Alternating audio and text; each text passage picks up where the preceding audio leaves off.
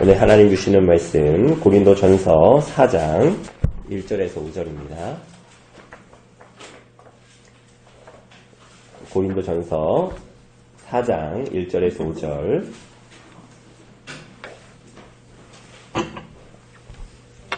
제가 봉독해 드리도록 하겠습니다. 사람이 마땅히 우리를 그리스도의 일꾼이요 하나님의 비밀을 맡은 자로 여길지어다. 그리고 맡은 자들에게 구할 것은 충성이니라. 너희에게나 다른 사람에게나 판단받는 것이 내게는 매우 작은 일이라. 나도 나를 판단하지 아니하노니 내가 자책할 아무것도 깨닫지 못하나 이로 말미암아 의롭다함을 얻지 못하노라. 다만 나를 심판하실 이는 주시니라. 그러므로 때가 이르기 전 곧 주께서 오시기까지 아무것도 판단하지 말라. 그가 어둠에 감추인 것들을 드러내고 마음의 뜻을 나타내시리니 그때에 각 사람에게 하나님으로부터 칭찬이 있으리라. 아멘. 오늘 사랑하는 여러분, 우리는 그 지난 본문에서 바울이나 아볼로나 모두 다 하나님의 종일 뿐이다 라는 거 우리가 봤습니다. 그래서 교회가 자라가고 장성하게 하는 것은 우리가 겉으로 봤을 때는 바울이나 아볼로와 같은 그런 걸출한 지도자에 의해서, 리더에 의해서 무언가 되어지는 것 같지만 그들은 그저 씨를 뿌리는 자요, 물을 주는 자일 뿐이지 자라나게 하시고 생명이 있게 하시는 분은 바로 하나님이시다라는 것을 봤습니다. 그래서 아볼로나 바울이나 그들에게 맡겨진 것은 주님께서 맡기신 것을 때를 따라서 알맞게 공급하는 것이다. 그것을 위해서 부름을 받고 교회를 섬기는 자들, 그들이 바로 사도들이다 라고 봤습니다.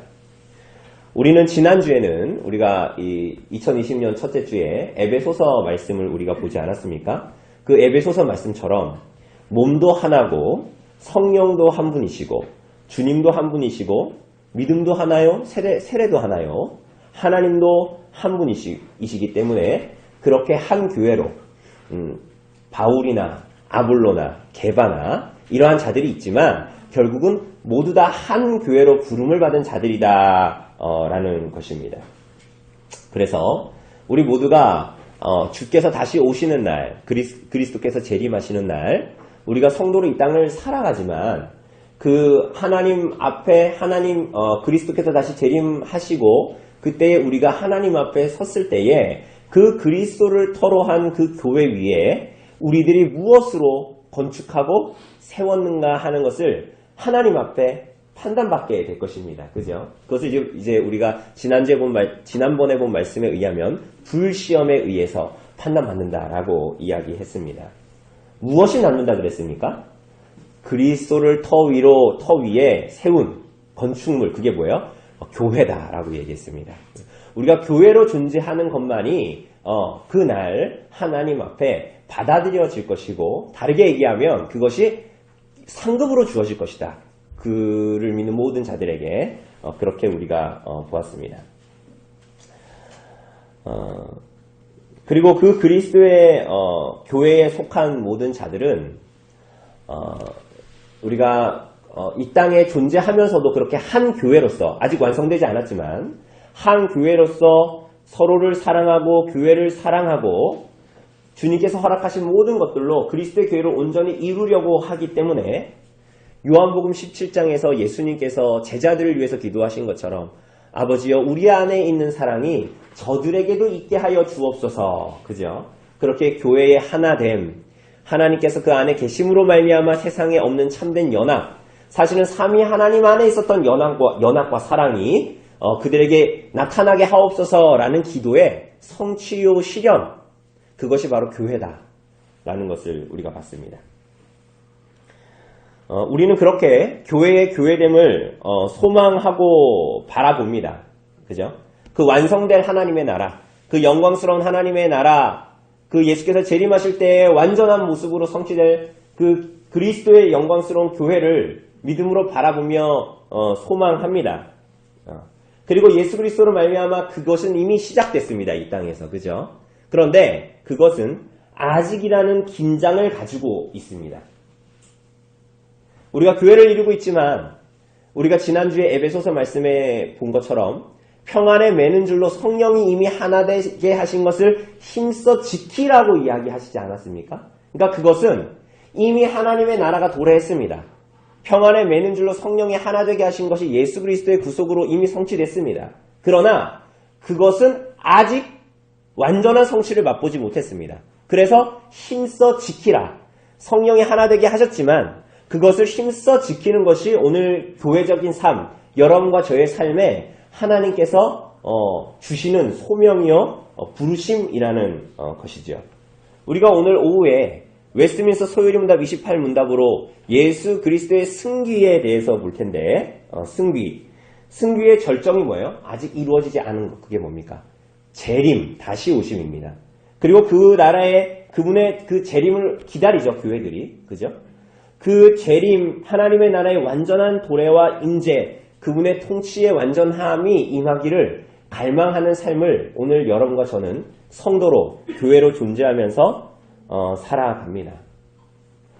오늘 사랑하는 여러분, 그래서 우리들의 이 땅에서의 삶은 예수 그리스도의 다시 오심과 주님께서 그날 하실 심판에 모든 것에 붙들려서 그 모든 것이 그리스도의 다시 오심과 그날에 있을 심판에 붙들려서 모든 것을 행하는 자들로 살아갑니다.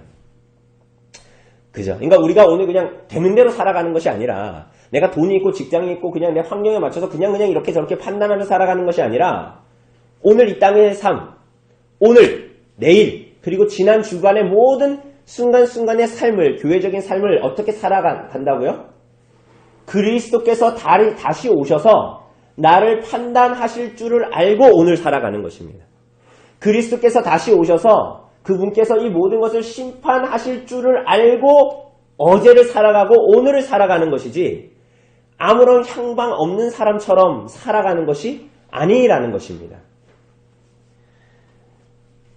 그래서 오늘 우리가 보게 되는 사도 바울의 삶의 태도와 방식은 그냥 내 눈앞에 보이는 상황과 환경에 따라서 좌충우돌하는 이런저런 판단을 하는데 기준과 어떤 그런 분명한 선이 없이 목적지가 없이 그때 상황에 맞게 분별하면서 판단하면서 내 유익에 맞게 살아가는 삶이 아니라 사도의 삶의 방식과 태도는 분명히 그리스도의 다시 오심을 바라보고 있는 것이죠. 그죠? 마라나타 주 예수여 어서 오시옵소서 라는 그 분명한 초점을 가지고 오늘 하루를 살아가는 것입니다. 그리고 이것은 고린도 사도만이 아니라 고린도 교인 모두의 것이 되어야 하고 오늘 이 땅에서 그리스도를 진실하게 믿는 여러분과 저의 모든 삶의 방식과 태도에 묻어나는 것이어야 하는 것이겠죠. 이건 너무나 당연한 것이겠죠.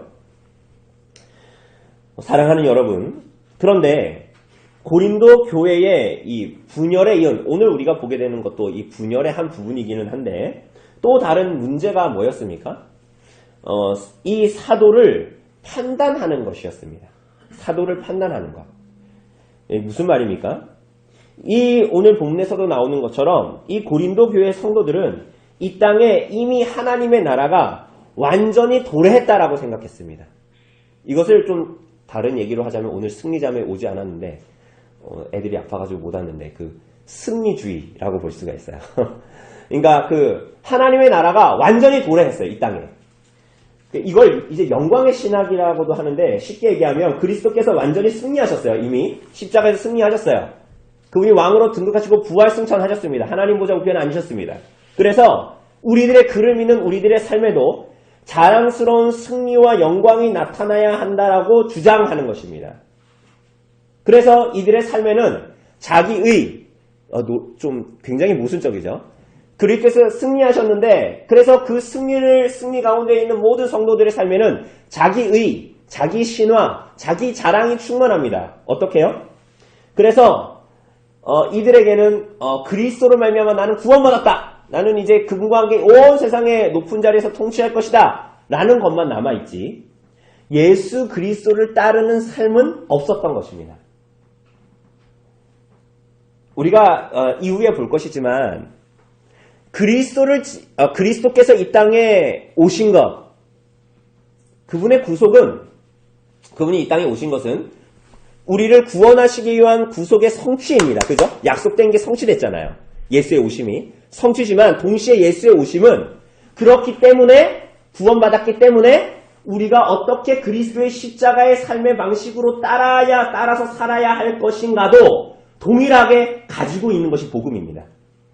하나님은 놀랍게도 그리스도의 구속의 성취, 그리고 그를 따르는 모든 자들의 그리스도의 십자가를 닮은 삶의 방식을 통해서 복음의 영광과 구속의 영광이 통합적으로 드러나도록 교회를 부르셨습니다. 그러니까 우리들의 삶은, 그리스도를 소망하는 삶은 당연히 그리스도의 구속, 그리스도께서 구속을 하신 방식의 삶, 그 가치를 따라서 살아가는 것이죠. 마가복음에 의하면 그게 뭐예요? 자기를 부인하고 자기 십자가를 지고 주를 따르는 것입니다. 그런데 고린도 교회에는 뭐가 없었던 거예요?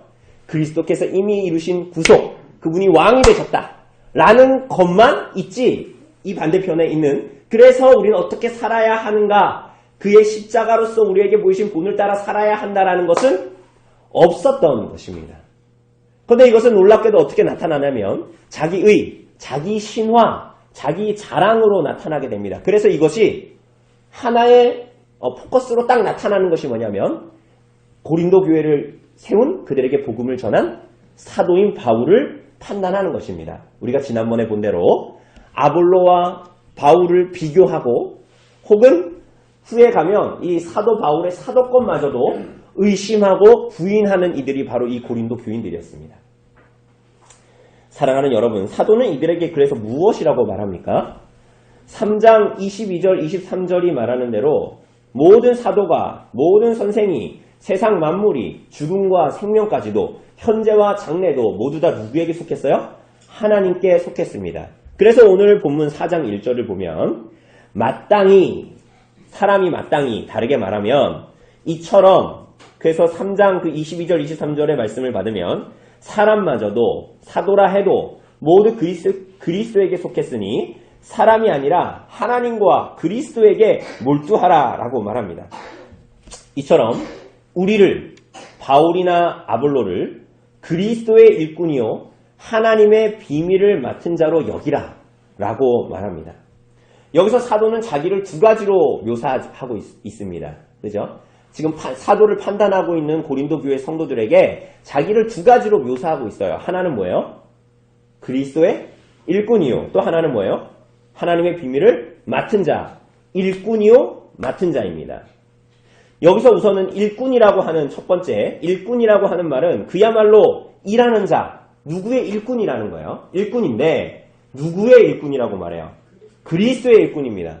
사람의 일꾼이 아니라는 말이죠. 이것은 그리스도의 권위에 따라서 그리스도께 일하는 자라는 거야.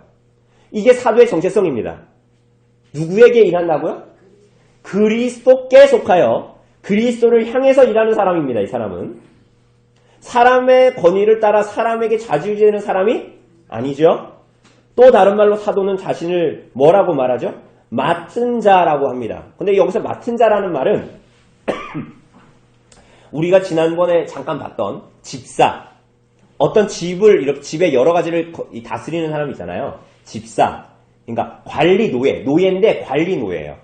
그래서 이 단어, 맡은 자라는 이 단어는 주인이 맡겨준 모든 것에 대한 책임을 지고 있기 때문에 상당한 권한을 가지고 있어요. 그러니까 이런 식으로 얘기할 수 있을지 모르겠지만 마치 요셉과 같아요.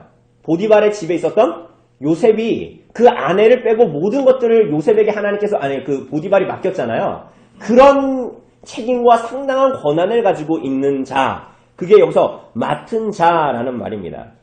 그러니까 사도가 여기서 일꾼이다, 맡은 자라고 말하는 것은 그가 주님께로부터 직접 책임을 지는 소임을 받았다, 특권과 권한을 받았다라는 것입니다. 그러므로 이것은 무슨 얘기입니까? 다른 사람들의 모든 요구에 응하도록 사도는 부름받은 것이 아니요, 모든 다른 사람들에게 판단받는 자로 부름받은 자가 아니요, 누구에게? 오직 부름을 받은, 나를 부르신, 맡기시니 하나님께 충성하는 것이지 사람들에게 충성하는 자가 아니다 라고 말합니다. 그 일을 맡은 것, 그러니까 이 맡은 자로 부름을 받은 것도 영광스러운데 더 중요한 것은 무엇을 맡았는가입니다. 무엇을 맡았죠? 하나님의 비밀을 맡은 자다. 여러분, 이 비밀이 뭡니까? 신천지가 말하는 것처럼 아직 드러나지 않은 숨겨둔 보혜사 성령, 그게 하나님의 비밀이 아니죠. 여기서 하나님의 비밀은 사실은 골로새서 1장 26절 27절에 다 나타납니다. 그리고 우리가 알고 있습니다. 하나님의 비밀, 이게 뭐죠? 골로새서 1장 26절 27절에 보면 이 비밀은 만세와 만대로부터 감추어졌던 것인데 이제는 그의 성도들에게 나타났고 하나님이 그들로 하여금 이 비밀의 영광이 이방인 가운데 얼마나 풍성한지를 알게 하려 하심이라. 이 비밀은 너희 안에 계신 그리스도니 곧 영광의 소망이니라. 이 비밀이 뭐라고요? 하나님의 비밀이 뭐래요? 예수 그리스도이십니다. 교회의 터이신, 교회 안에 계신 예수 그리스도, 예수 그리스도의 죽으심과 십자가의 죽으심과 부활로 말미암아 세상의 구원을 선포하는 하나님의 지혜인 하나님의 아들 예수 그리스도의 이 복음이 하나님의 비밀입니다. 그러니 교회의 일꾼이요 맡은 자인 사도에게는 이 구주 예수 그리스도가 그의 인생의 모든 원인이요, 모든 이유요, 모든 목적이 되는 것입니다. 왜? 그가 하나님의 비밀을 맡은 자요 그리스도의 일꾼으로 부름을 받았으니까요.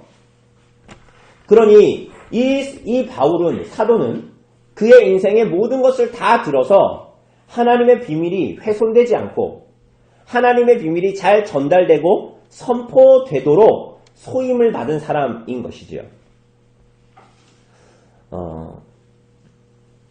그런데 오늘 사랑하는 여러분, 이 사도의 소명과 부르심은 사도에게만 주어져 있는 것일까요?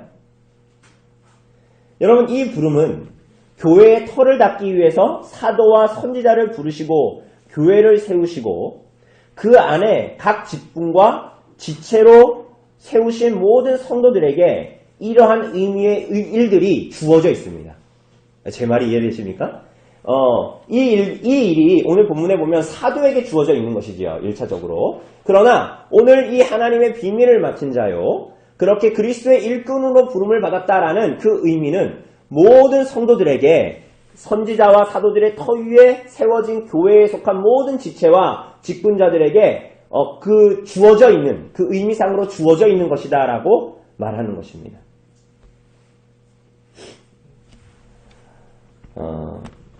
사도는 그래서 이것을 다 오해해서 나는 아볼로에게 속했다, 나는 바울에게 속했다 라는 등등의 사람들에게 사도는 이것을 드러내기 위해서 나만 주님께 속한 게 아니라 너희도 주님께 속했다 라는 것을 드러내기 위해서 나는 바울에게 속했습니다, 나는 아볼로에게 속했습니다 라고 말하는 사람들에게 종은 주인에게 속한 것이다 라고 말하기 시작하는 거예요. 사도는. 그래서 자신의 지위와 책임을 지는 것은 모두 하나님을 위한 것이고 하나님께 속한 것이다 라고 주장합니다. 사랑하는 여러분, 그렇기 때문에 3절이 말하는 대로 우리 한번 3절 같이 읽어볼까요? 3절 시작. 너희에게나 다른 사람에게나 판단받는 것이 내게는 매우 작은 일이라 나도 나를 판단하지 아니하노니. 여러분, 그렇기 때문에 사도는 어린 아이와 같은 고린도 교인들에게 판단받는 것, 더 나아가서는 세상 사람들이 자기를 판단하는 것마저도 작은 일도 아니고 더 작은 일도 아니고 어떤 일이라 그래요? 이 일이 매우 작은 일이라는 거야. 그러니까 사도는 하나님께 속해 있는 자이기 때문에, 나는 주인에게 속해 있는 자이기 때문에 너희가 나를 판단하는 것, 혹은 세상 사람들이 나를 판단하는 것, 그것은 매우 매우 작은 일일 뿐이다 라고 말합니다. 심지어 사도는 3절 후반부에 보면 뭐라고 얘기합니까? 3절 후반부에 보면 나도 나를 판단하지 않는다. 이게 무슨 말입니까? 나도 나 자신을 시험해서 나를 하나님 앞에 세우지 않는다라는 거예요. 이것은 이 시대에 굉장히 이상한 말입니다. 자기를 반성하고 자기를 평가하고 어제보다 더 나은 나, 어제보다 더 많이 아는 나, 어제보다 더 많이 발전한 나, 그래서 뒷걸음질 치는 저 자기를 반성하지 않고 자기를 이렇게 보지 않는 저 뒷걸음치는 저 사람들보다 더 뛰어나 더 나은 미래로 나아가는 나가 이 시대의 모토고 자기 우상처럼 섬기는 이 자기 자신인데 바울이 오늘 뭐라 그래요? 자기 자신을 자기도 평가하지 않는다라는 거죠. 왜 그렇게 말합니까? 왜 그렇게 말하죠? 예레미야가 말한 대로 만물보다 심히 부패한 것이 사람의 마음이라는 것을 사도는 알고 있기 때문이에요. 그래서 사람은 자기의 양심이 깨끗하다. 나 하늘을 우러러 한 점 부끄러움이 없이 내 마음은 깨끗한데? 내 양심은 깨끗한데? 라고 말하면서도 사실 거기 안에는 언제나 부패의 흔적들이 남아 있다는 거예요. 사실은 여러분도 저 자신도 그렇지만 여러분 자신의 말이나 어떤 생각이나 그리고 난 내 양심은 떳떳해 라고 말하면서도 자기 자신을 잘 돌아보면 거기에는 언제나 자기 합리화가 있고 자기 변명이 있고 자기를 그래서 숨기려고 하는 면도 있고 그래서 때로는 내 양심이 깨끗하다는 말 자체, 생각 자체도 사람이 참 교묘하기 때문에 스스로를 속여서 어떤 기억의 소산물, 내 실패에 대한 어떤 은폐나 변명으로 그렇게 나타나고 자기 자신마저도 속일 때가 많지요. 사랑하는 여러분, 사도는 지금 나는 거의 하나님급이다 이런 얘기하는 게 아니에요. 나는 그 정도로 굉장히 엄청난 양심을 가지고 있다 이런 말을 말하는 것이 아니라 사도는 아무런 사람에게 바른 판단과 결정을 기대하지 않는다라는 말입니다. 심지어는 자기 자신에게도 그렇다라는 것입니다. 그럼 뭘 말하는 거죠? 오직 구주 예수 그리스도만이 나의 삶의 원인이요 이유요 목적일 뿐이기 때문에 맡은 자를 판단하고 회개할 분은 사람들이 아니라 맡긴 자요 구주 예수 그리스도 그 모든 판단과 결정은 집주인에게 받겠다라는 것입니다. 하나님께 있다라는 것입니다. 그죠? 여러분 이 얘기는 이 사도의 말은 어떤 면으로는 굉장히 영광스러운 말입니다. 왜? 나는 맡은 자이기 때문에 맡긴 자에게 모든 것을 판단받겠다. 얼마나 영광스러운 직분을 가지고 있는 거예요. 그러나 그것은 동시에 어떤 면에서는 매우 두려운 일이기도 합니다. 놀랍게도 참된 성도인 이 사도에게 맡겨진 이 일은 놀랍게도 그로 하여금 복음에만 붙들려 있게 합니다. 그러니까 자신에 대해서 왈가왈부하는 것에 대해서 심지어 죄인인 자신에게 남아있는 부패가 자신에게 하는 모든 시비들에 대해서도 가치 없다고 여기게 된다라는 거예요. 그래서요. 오직 그리스도와 그분의 복음만이 그를 살게 하고 그리스도의 오심과 심판의 날만을 바라보면서 이 땅에서 성도의 여정과 교회적인 삶을 살아간다라는 거예요. 그러니까 우리가 지금 둘째 주지 않습니까? 2020년 둘째 주.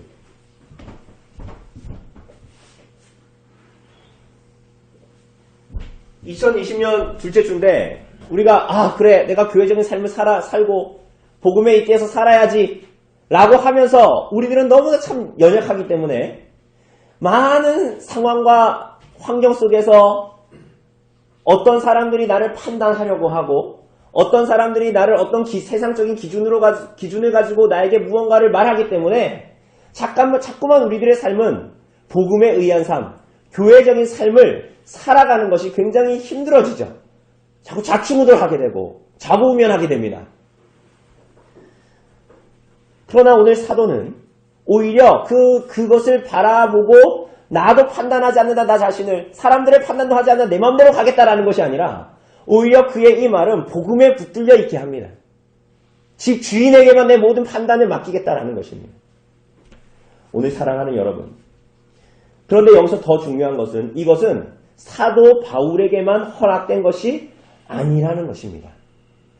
오늘 사도 바울은 자기가 고린도 교인들에게 이렇게 말을 하고 있지만 우리가 오늘 이 본문을 들여다보면 사도가 이렇다면 이라는 생각이 듭니다. 하나님께서 택한 백성들을 부르실 때에 교회를 부르실 때에 그리스도라는 터 위에 교회를 세우셨습니다. 그죠? 우리가 고백하는 것처럼. 그것은 구약의 백성들도 신약의 백성들도 다 동일한 그리스도의 터 위에 오신 그리스도 위에 세워져 있을 뿐이지 다 동일한 터 위에 서 있는 것이지요. 그런데 여기에 이 그리스도의 터 위에 교회를 세우는데 그 도구로 삼은 자들이 있습니다. 그들이 누구예요? 우리가 알다시피 선지자와 사도들입니다. 그래서 에베소서 2장 같은 데 보면 사도와 선지자의 터 위에 우리가 세움을 입었고 그 모퉁이 돌, 그 기초석은 누구라 그래요? 그리스도라고 합니다. 헷갈리면 안 돼요. 똑같은 얘기예요.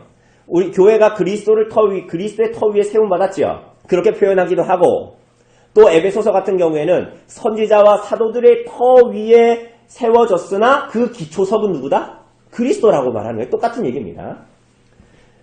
그러니 사도는 하나님 앞에 이렇게 그리스도의 재림을 대망하는 자로 그날 하나님 앞에 회개할 자로 그의 모든 인생의 여정에 그리스도와 복음에만 붙들려 있습니다. 그죠? 오늘 우리가 본 대로. 그런데 이것에 대한 적용은 모든 교회로 확대됩니다.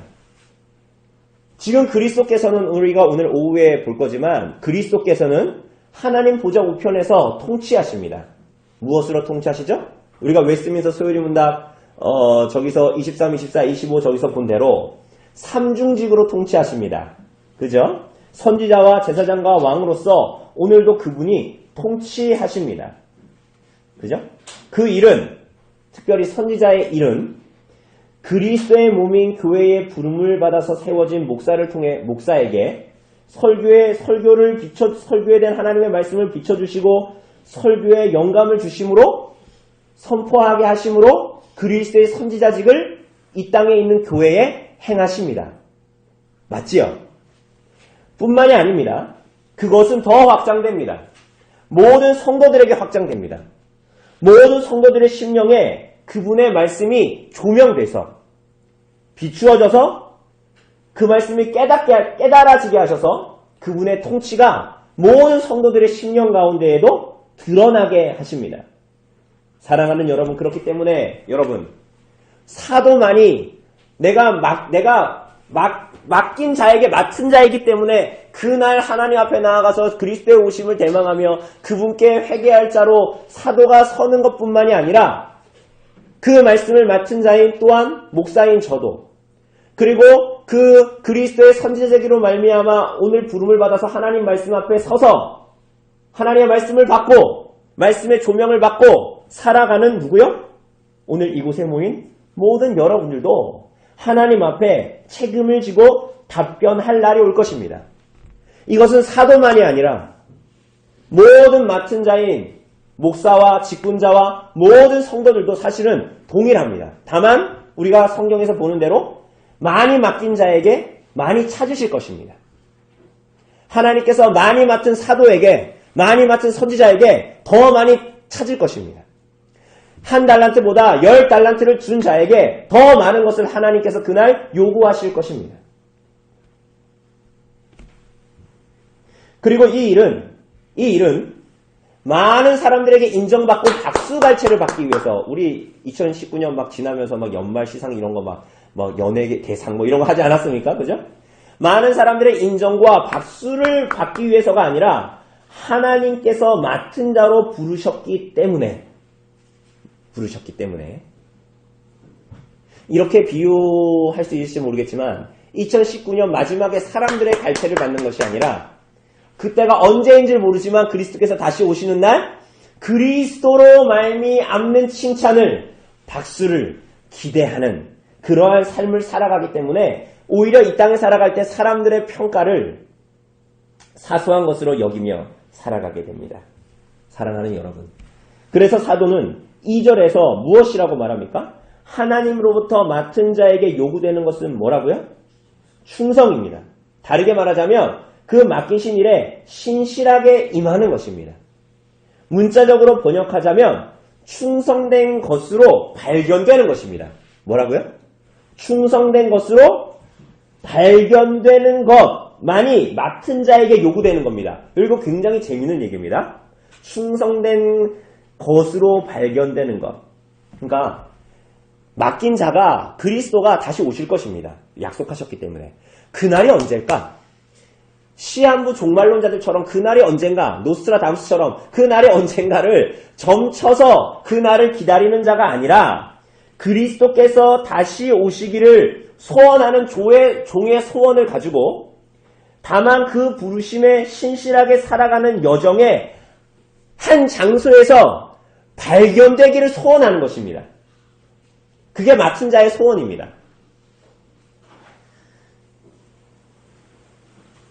하나님께서 나도 모르는 그 어느 순간, 어느 거리, 어느 시간, 어느 장소, 어느 사람들 앞에서 하나님께로만 발견되어지는 신실함으로 그분 앞에 어느 시간과 어느 장소와 어느 사람들 앞에서 살아가려고 그 삶의 여정을 살아가는 그 어느 순간 우리가 알지는 못하지만 그날, 주님께서 오시는 그날, 그곳에서 발견되어지는 영광, 그것을 사모한다라는 것입니다.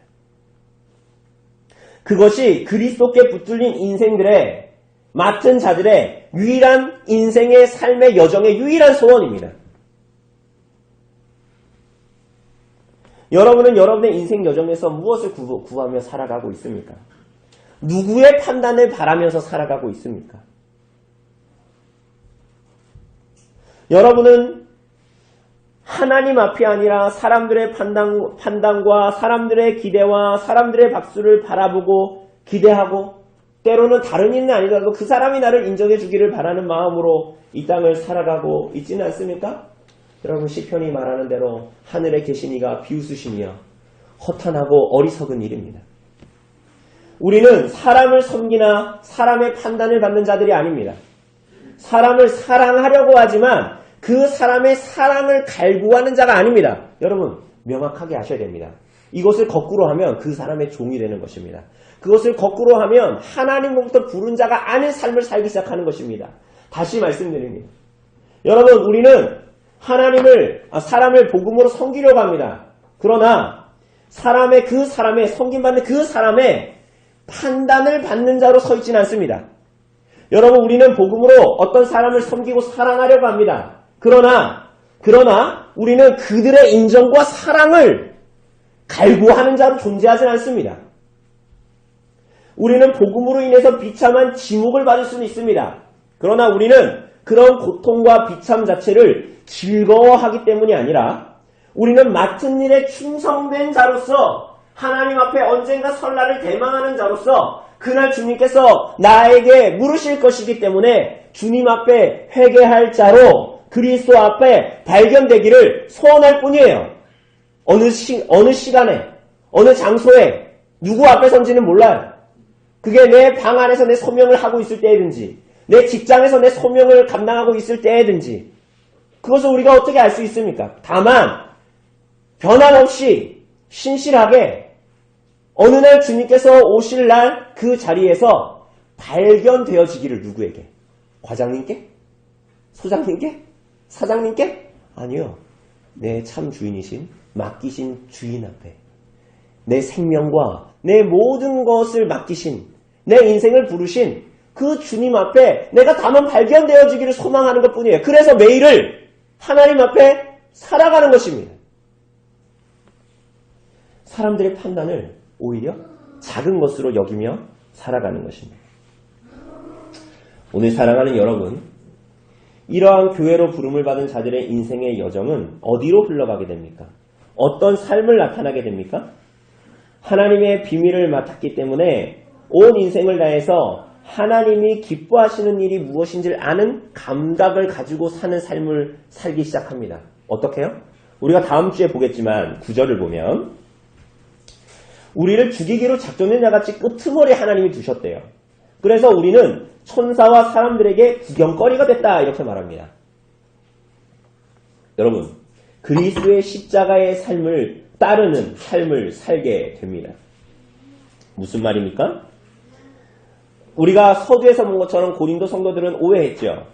이미 그리스도의 일은 다 이루어졌고 그래서요 우리가 그리스도로 말미암아 왕이 됐으니 이 땅에서 승리하는 삶을 살아야 된다는 것입니다.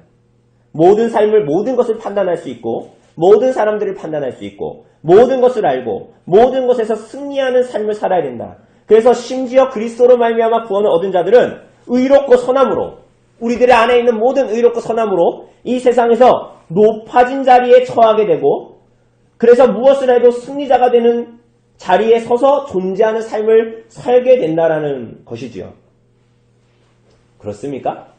그렇지 않지요. 사도는 오히려 뭐라고 그래요? 9절에서 우리는 마치 죽이기로 작정된 자처럼 사람들의 맨 끄트머리에 포로, 왜 우리 예레미야서 볼 때 시드기야가 바벨론에 눈알이 뽑힌 다음에 이렇게 끌려갔잖아요. 바벨론으로. 그래서 나중에 죽잖아요.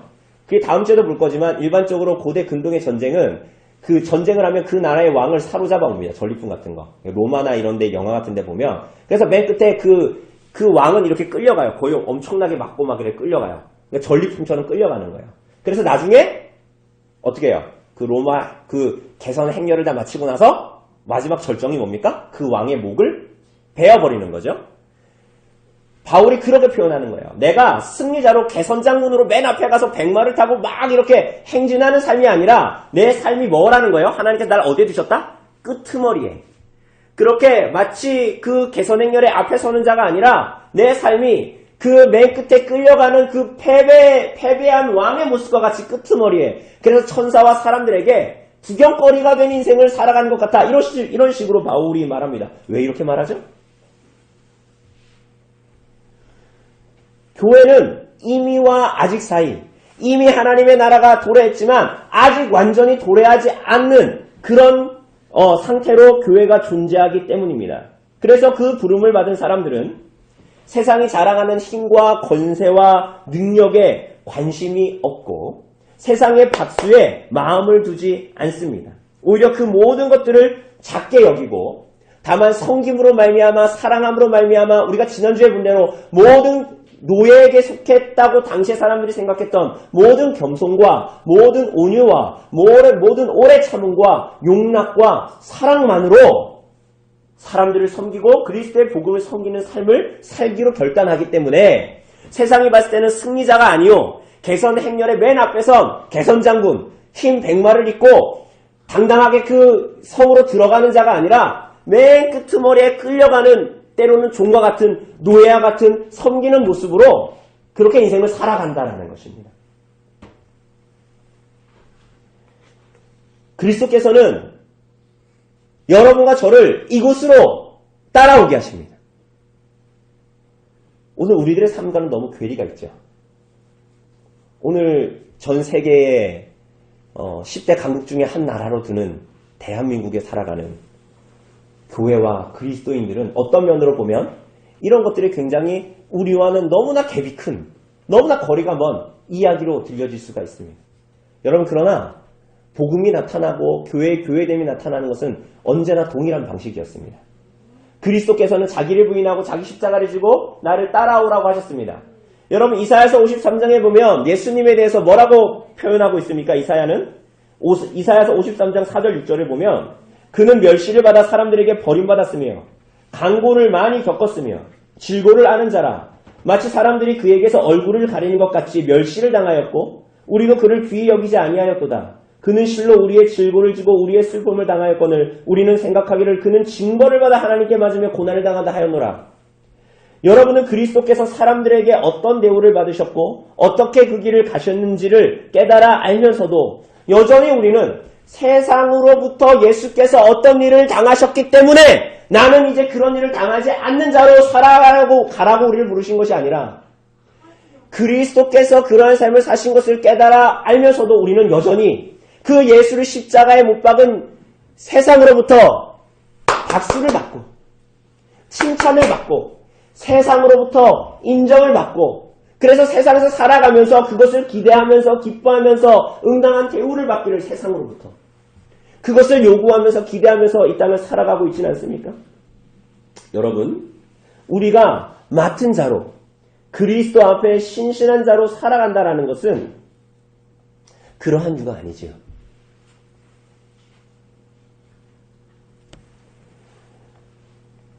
여러분 심지어 나 자신의 선함과 의로움도 전혀 생각하지 않고 포기한 상태로 이 땅을 살아갑니다. 여러분 그래서 우리가 읽은 본문의 4절을 보면 내가 자책할 아무것도 깨닫지 못하나, 그러니까 내 양심도 나를 판단하지 않는데 내가 자책할 것이 아무것도 없다. 내가 보면 내 양심상으로 내가 하나님 앞에 그렇게 살았지만 깨닫지 못하나 이로 말미암아 의롭다함을 얻지 못하노라. 이게 무슨 얘기입니까? 자기의 양심으로 말미암아서도 하늘을 올라 한 점 부끄러움 없는 양심을 하나님 앞에 가지고 있긴 하나 이것도 나의 의로움의 근거가 되지 못한다라는 것입니다. 나를 하나님 앞에 세우는 어떤 의로움을 얻는 근거와 원인이 되지 못한다 라고 말합니다. 부연해서 말하자면 아까도 얘기했듯이 종의 주인이신 그리스도께만 모든 판결을 맡기고 그분께만 의지하며 나아가고 그분에게서만 나의 의로움이 발견된다는 것을 말하는 것이죠. 그렇게 사도는 5절에서 무엇이라고 말합니까? 마지막 5절에서 그러므로 맨 끝에 보면 판단하지 말라. 그러므로 판단하기를 멈춰라. 언제까지요? 때가 이르기 전, 주께서 다시 오시기 전까지 모든 판단들을 멈추고 그리스도를 주로 모시며 인생을 사는 모든 맡은 자에게 요구된 하나님을 향한 신실함으로만 이 땅을 살아가라. 그날 무엇이 나타날 것입니까? 감추어졌던 것, 마음의 뜻, 인간의 내면의 가장 깊은 동기, 목적, 이유만이 나타날 것입니다. 그렇기에 칭의의 유일한 근거며 깨끗한 양심의 참된 원천이신 그리스도와 그의 십자가만을 붙들고 이 땅을 신실하게 살아가라 라고 말하는 것입니다. 반대로 모든 것을 판단하려고 하는 사람들은 다 뭐예요? 하나님 앞에 사실은 자기를 깨닫지 못한 자입니다. 그래서 자기 의와 자기 자랑과 자기 신화를 가지고 이 땅을 살아가고 당연히 그러한 삶에는 뭐가 나타나지 않아요? 성령의 열매, 겸손과 온유와 오래 참음과 용납함과 사랑은 나타나지 않게 되는 것이지요. 사랑하는 여러분, 모든 판단을 주님께 맡기고 살아가는 인생들에게 주어질 건 뭡니까? 5절 끝에 보면 사람들의 칭찬이 아니라 뭐예요? 하나님께로부터의 칭찬입니다. 여러분 이것은 좀 굉장히 독특한 얘기예요. 왜냐하면 고린도 교인들이 지금 그렇게 안 살았잖아요. 그래서 어떤 면으로 보면 고린도 교인들을 고발합니다. 나중에 보면 5장부터 더 적나라하게 고발해요. 어떻게 너네 음행할 수 있냐? 니네가 어떻게 그런 짓을 할 수 있냐? 막 이렇게 직설적으로 고발을 하는데 그 서두에서 바울이 이런 얘기를 쭉 하다가 지금 이 사람들은 바울을 판단했잖아요. 계속 그죠? 그래서 이런 얘기를 하는 거 아닙니까? 그래서 마지막에 여기서 소단원의 끝을 맺으면서 너희는 그렇게 살면 너네 진짜 큰일 난다. 뭐 이렇게 얘기를 해야 될 것 같은데 지금 바울이 뭐라고 얘기해요? 하나님께로부터 칭찬이 있으리라. 그러니까 이건 뭐예요? 사도를 인정하지 않고 그리스도를 따르는 신실함으로 여정을 가는 사도를 괴롭히는 자들을 향해서 뭐 하는 거야? 그 자리에서 돌이키라라는 거예요. 그러니까 하나님께로부터의 칭찬, 여전히 너희를 향한 하나님을 향한 긍휼과 자비로의 초대, 교만한 마음에서 벗어나 자기 사랑이 아닌 하나님을 경외하고 그분만을 자랑함으로 오직 그분을 우리들의 모든 의로 삼아서 이 땅을 살아가도록 교회의 여정을 살아가도록 부르는 초대예요. 그러니까 그렇게 살면 하나님께로부터 칭찬이 너희에게 있을 것이다. 그 자리에서 돌이켜라. 판단하지 마라. 너희들의 모든 이 세상의 모든 감추인 것들이 그날 그 모든 진리가 나타날 것이다. 만물이 벌거벗은 것 같이 하나님 앞에 드러나는 그날 너 모든 것이 드러날 것이다. 판단치 말고 다만 맡은 자에게 주어진 것은 충성이니 그것을 향해서 이 땅을 살아가라 라고 말합니다. 오늘 사랑하는 성도 여러분, 누구에게 잘 보여야 합니까? 여러분 누구에게 잘 보여야 합니까? 하나님께 잘 보여야 합니다. 쉽게 얘기해서 여러분 우리는 일을 잘한다, 참 열심이다, 신앙 좋다 라는 말을 듣는 것을 기뻐합니다. 그러나 그것은 사람의 기쁨을 구하는 것입니다. 갈라디아서 1장 10절에서 바울은 내가 지금까지 사람의 기쁨을 구하는 것이었다면 그리스도의 종이 아니라 라고 말합니다. 우리는 때로는 사람들 앞에 여러분도 때로는 저를 대할 때 좀 껄끄러울 때가 있을 겁니다. 그죠? 때로는 여러분의 죄를 지목할 때 때로는 여러분들 가운데 그런 생각을 하실 수도 있어요. 목사님은 어떻게 나를 앞에 두고 저런 얘기를 나한테 할까? 그죠? 여러분, 우리는 모두에게 사실은 그 모든 것들을 사랑으로 하지만 사람에게 인정을 받고 박수갈채를 받고 그러려고 부름을 받은 사람들이 아닙니다. 사도도 그렇고요. 선지자도 그렇고요. 그리고 모든 직분자도 그렇고요. 목사도 그렇고요. 우리 스스로도 그렇습니다. 사람에게서 기대할 것은 아무것도 없습니다. 세상은 예수를 십자가에 못 박았습니다. 세상으로부터 무엇을 기대할 수 있겠습니까? 그것에 무언가를 기대하는 것, 사람에게 무엇을 기대하는 것, 어리석은 것입니다. 사람들은 예수님이 먹을 걸 주고 막 병을 고치니까 막 예수님을 따랐잖아요. 그런데 그 시간이 다 지나고 나서 예수님이 너희가 나를 먹고 마셔야 한다 뭐 이런 얘기를 하니까 사람들이 다 오병이어 사건 이후에 다 떠나버리잖아요. 근데 그 사람들은 다 예수님에게 박수를 치고 호산나 다윗의 자손이여 이렇게 환영했던 사람들이 나중에 어떻게 하죠? 예수를 십자가에 못 박으소서. 바라바 말고 바라바 놓아주고 예수를 십자가에 못 박으소서라고 했던 사람들이 다 예수를 향해서 박수쳤던 사람들입니다. 예수를 환영하는 것 같았던 세상 사람들이었어요. 여러분, 그것에서 무엇을 기대하겠습니까? 여러분, 그런 것들을 기대하는 것은 자고새가 어떤 알을 훔쳐와서 그것을 품고 그것이 자기 새끼라고 여겼는데 중년에 떠나가는 것 같은 그런 어리석은 일들일 뿐입니다. 하나님은 우리들의 모든 삶을 들어서 여러분들이 그 일을 무슨 중심으로 했는가에 대해서 물으실 것입니다. 여러분 잘 들으십시오. 여러분의 인생의 마지막 여러분이 하나님 앞에 섰을 때에 그 주님의 나라가 도래했을 때에 여러분에게 물으실 것입니다. 뭘요? 여러분들이 어떤 대단한 일을 했는지 얼마나 많은 사역들을 했는지 묻지 않으실 거예요. 뭘 물으실까요? 그 소자를 왜 도왔는지 물으실 거예요. 그 작은 일을 할 때 너가 어떤 중심으로 했는지를 물으실 거예요. 그 일을 하는 너의 마음이 대체 나와 내가 널 불렀는데 그 일을 하는 게 대체 나하고 무슨 상관이 있길래 너가 그 일을 했니? 라고 물으실 거라는 거예요. 세상은 그것과 아무 상관없이 살잖아요. 내 눈에 더 보기 좋은 것, 내가 세상에서 더 많은 것들을 누리고 내 자아를 성취하고 그래서 어떤 삶을 살아가야 된다는 것에 다 함몰돼서 달려가는 건 아닙니까, 세상은. 그런데 주님은 그날 여러분에게 물으실 것입니다. 너 왜 그렇게 선택했냐? 그 일이 작고 크고를 떠나서 왜 그 일을 너가 했냐고 물으실 거예요. 어떤 중심으로 했는지를 물으실 거예요. 왜요?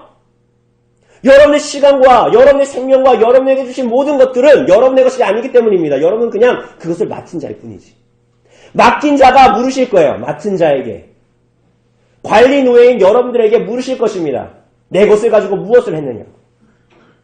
얼마나 대단하고 큰 일을 세상이 말했을 때 큰 일을 했냐고 묻는 것이 아니라 사랑하는 여러분, 사도와 같이 하나님의 일꾼에게 맡겨진 일을 하는 데에 충성하시기를 바랍니다.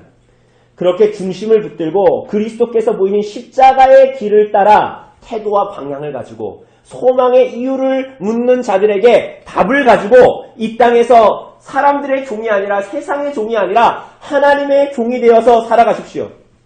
세상과 사람들의 이목과 눈, 귀를 두려워하지 말고 호람되어 하나님 앞에 살아가십시오. 하나님을 사랑하고 중심으로 그분을 섬겨서 세상과 사람으로부터 박수를 받지 못하지만 하나님이 싫어하시는 일에서 멀어지십시오. 사람들의 칭찬이 아니라 하나님의 칭찬을 받는 일과 중심으로 그리스도의 오심만을 대망하는 중심으로 그리스도께서 여러분에게 주신 생명의 시간, 언제인지 모르나 언제 끝날지 모르나 그 여정을 하루하루 걸어가십시오. 매일 아침 눈을 뜰 때마다 그것을 기억하십시오. 여러분의 삶의 주인이 여러분이 아닙니다. 여러분은 맡은 자일 뿐이고 그리스도를 대망하기 때문에 오늘 맡은 자로서 살아갈 뿐입니다. 그렇게 교회로 존재할 뿐입니다. 여러분, 이 시험은 여러분의 삶에 분명히 올 겁니다. 여러분, 매일마다 올 겁니다. 여러분의 인생이 끝날 때마다 올 겁니다. 왜냐하면 예수님께도 왔거든요. 예수님께서 공생애를 시작하실 때에 광야에서 사단은 시험했습니다. 예수님을. 만일 네가 하나님의 아들이거든. 여러분, 선지자와 사도들의 터 위에 교회가 세워져 있다고 했는데 사도에게도 시험했습니다. 고린도 교인들이. 뭐라고요? 너보다는 아볼로가, 너보다는 게바가 라고 시험했습니다. 여러분, 예수님께서 종이 주인보다 크지 못하다고 했는데 여러분, 그러한 시험이 여러분과 저의 삶에 없겠습니까? 그렇지가 않겠죠. 예수님께 세상과 사람들이 그렇게 대했다면 여러분과 저에게는 어떻게 대하겠습니까? 그러므로 사랑하는 여러분 자꾸만 쉬운 길을 선택하고 눈에 뻔히 보이는 세상이 말하는 승리를 바라보고 세상이 기대하는 말과 주려는 박수갈채에 눈이 가 있으니 맡은 자들에게 충성과 신실이라는 것이 우리들의 삶에 잘 나타나지고 느껴지지 않는 것이에요. 그러니 세상 사람들이 때로는 우리들을 향해서 야, 그러니 그렇게 살지. 야, 그렇게 지질이 못나게 사냐? 라는 말들 앞에 지지 않으려고 자꾸 어떤 마음이 우리 안에 들어와요? 나도 하려면 할 수 있지. 내가 한번 보여줘? 내가 안 해서 그렇지? 자꾸 저런 판단을 하는 놈들이 자꾸 내 마음을 시끄럽게 하니까 나도 한번 보여줘야 되겠다. 이런 마음들이 우리 안에 불쑥불쑥 일어나는 것입니다. 사랑하는 여러분, 마음을 지키십시오. 주님의 이 부르심 앞에 여러분의 마음을 지키십시오.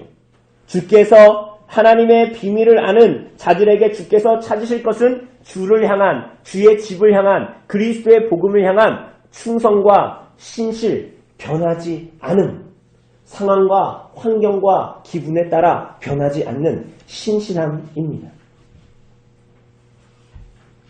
이것을 할 수 있는 것은 우리가 알다시피 우리 안에 없지요. 그래서 골로새서 1장 29절은 이를 위하여 나도 내 속에서 능력으로 역사하시는 이의 역사를 따라 힘을 다하여 수고하노라. 무슨 말이죠?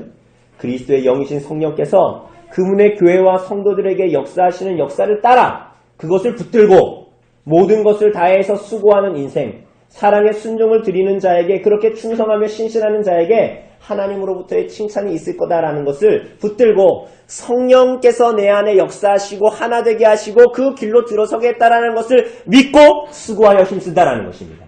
그죠? 주님께 의탁하고 의지함으로 말미암아서 말이지요.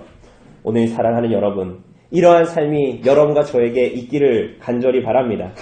그리스도께서 오셔서 보이신 것과 같이 사도에게 그리스도의 다시 오심과 심판이 그의 인생의 실존 자체였듯이 여러분의 인생을 다 들어 그리스도를 사랑하며 믿고 따르는 일, 중심에 흐트러짐 없이 여러분의 모든 중심으로 하나님 앞에 살아가기를 결단하고 성령의 역사가 여러분 안에 있기를 소원하고 갈망하며 수고하며 힘쓰는 삶, 그러한 인생과 여정을 주님께서 도우실 것입니다.